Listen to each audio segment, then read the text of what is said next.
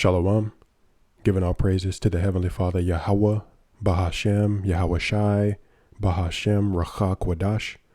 Double honors unto the apostles and the elders of Great Millstone who taught me this truth and rule well.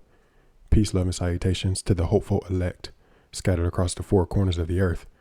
This is your brother Khalak out of the Great Millstone Atlanta camp, coming to you again with another Lord willing edifying video. This video is going to be touching on Galatians 3:28 and the concept of there being neither Jew nor Greek. This false religion known as Christianity has done a great deal of deception on the world, and we are constantly having to call it out and tear down the strongholds set up by it. These so-called Christians will use this precept, Galatians 3:28, to say that since there is no Jew nor Greek, that all nations of people can receive salvation on the earth. But that is not true. Salvation is only for the Israelites, which consist of you so-called Negroes, Latinos, and Native Americans, as well as you speckled bird that may look like the other nations, but according to the seed of your forefathers, you trace back to Jacob. Now, before I get into the precept, I first want to touch on some brief history just to get a foundation on the topic at hand. So the nation of Israel had a united kingdom under King David and King Solomon for 80 years. After the fall of King Solomon, the nation was split into two, the southern kingdom and the northern kingdom, also known as Judah and Israel, or Judah and Ephraim.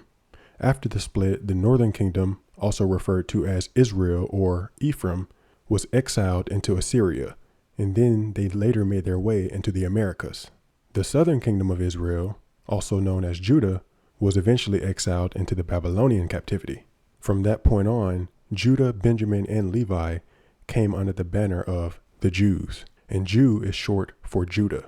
So in the New Testament, when it says the Jews, it's referring to Judah, Benjamin, and Levi, because the northern kingdom of Israel had already made their way to the Americas.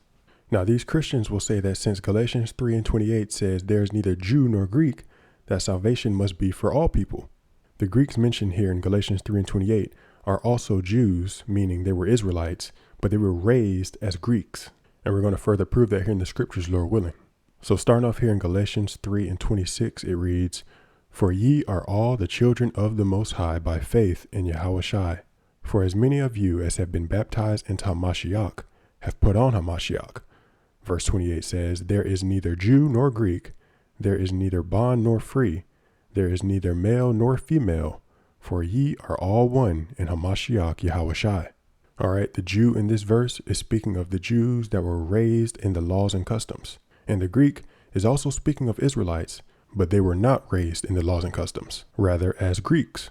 Now, the Greek word for Greek is Hellen, and there's a term called Hellenization, which means the spread and adoption of Greek culture, language, and identity by non-Greeks, particularly after the conquest of Alexander the Great, leading to the blending of Greek and local cultures. This process of Hellenization is how Jews became Greeks. Now, the history of Jews being Hellenized can be found in the Apocrypha.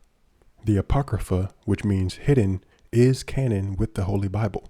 It was purposefully removed in the 1800s by the British. But the Apocrypha must be read to have full context of the New Testament.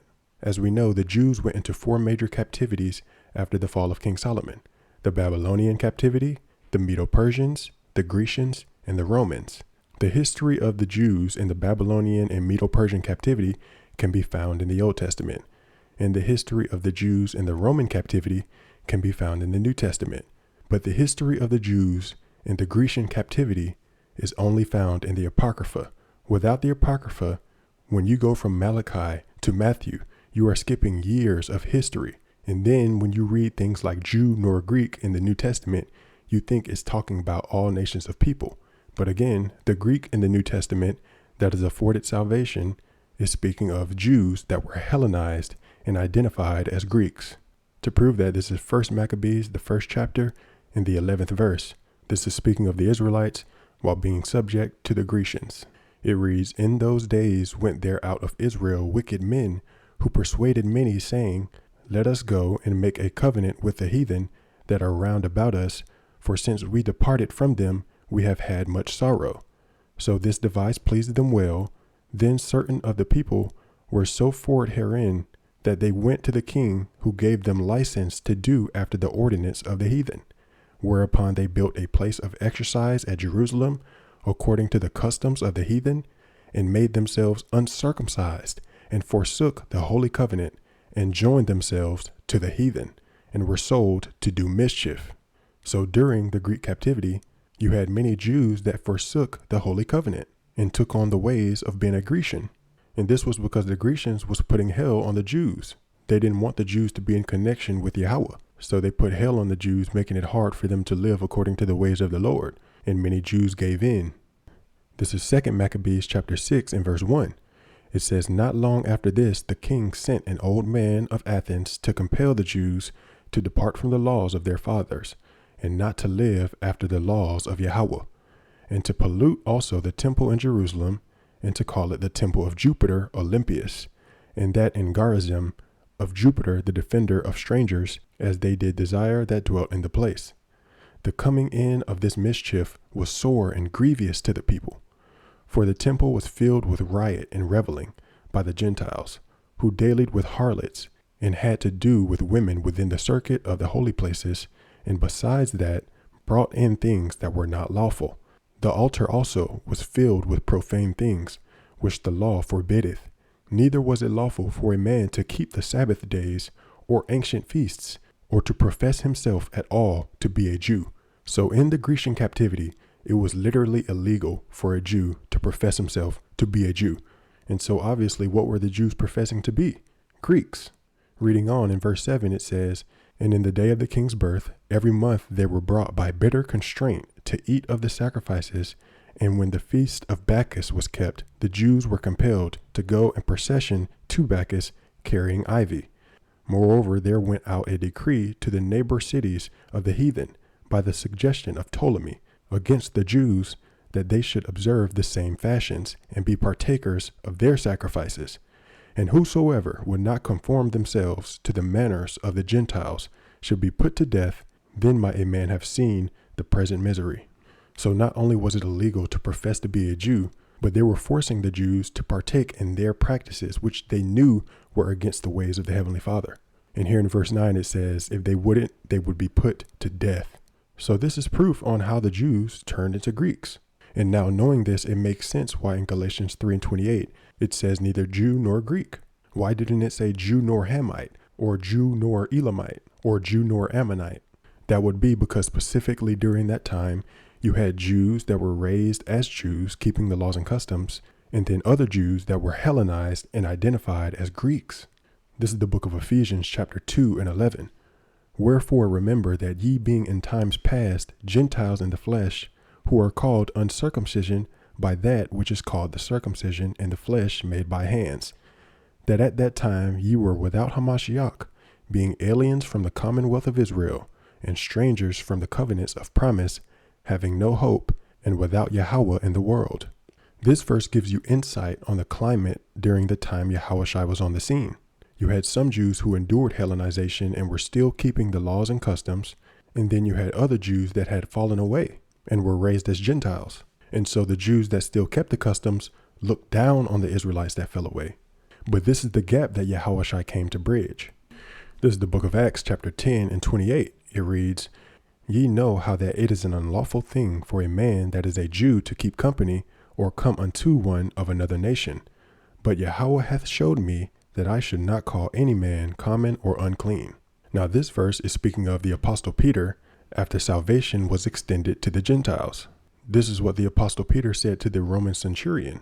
And what this lets you know is that before salvation was offered to the Gentiles, Jews looked down on them and saw them as unclean.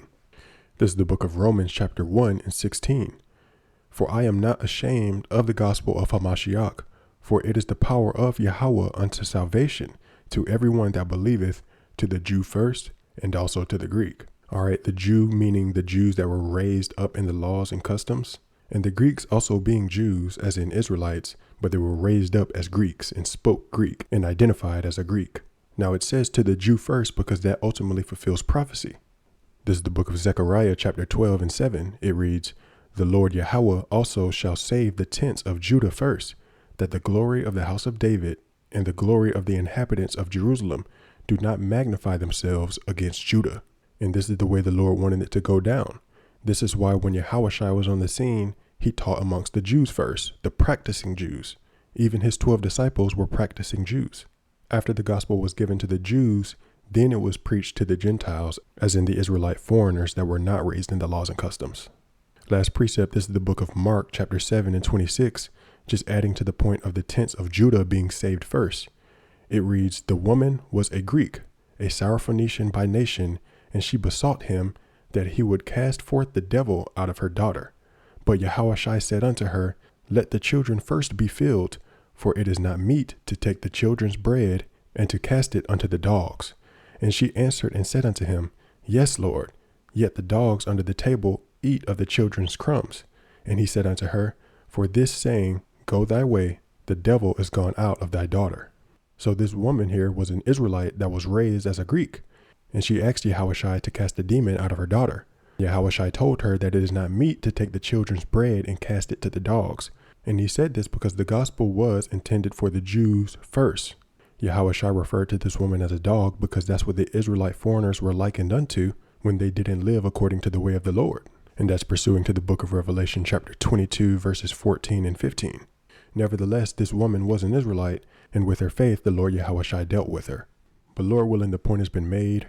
The Greek spoken of in the New Testament that are offered salvation through faith in Yahushua is speaking of Israelites. I hope this video was edifying. I'm going to end it by giving all praises to the Heavenly Father, Yahweh, Bahashem, Yahushua, Bahashem, Rachah Kwadash. Once again, double honors unto the apostles and the elders of Great Millstone who taught me this truth and rule well. Peace, love, and salutations to the hopeful elect scattered across the four corners of the earth. Shalawam.